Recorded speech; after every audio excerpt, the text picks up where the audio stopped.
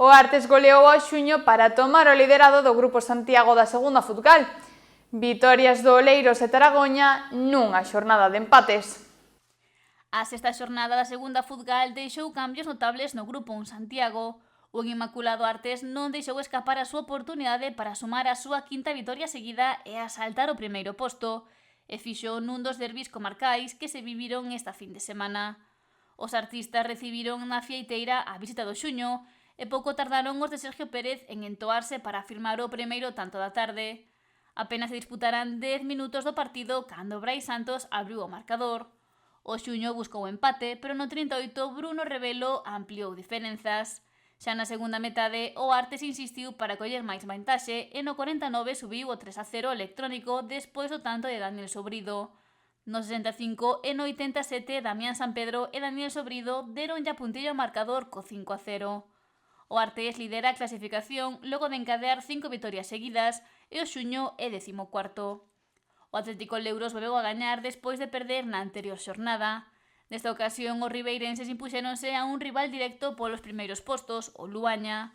Apenas comezou o encontro cando Ciao adiantou os visitantes, tanto que igualou o Luaña dende o punto de penalti no minuto 10.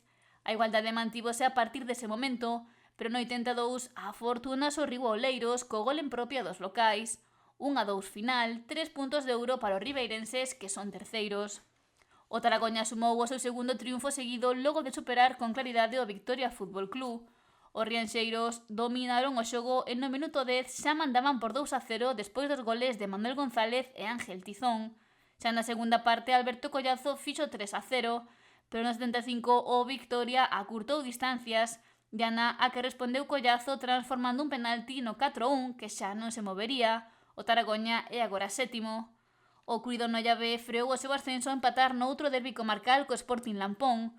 Os boirenses tomaron a dianteira, gol que igualou seguidamente o filial do Noia.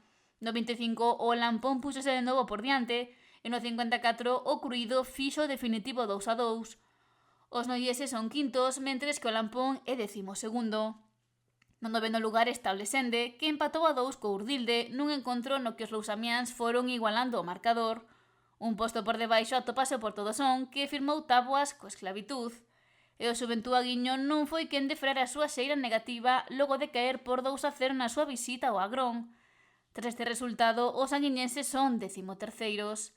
Esta fin de semana regresa a competición coa disputa da 7ª xornada.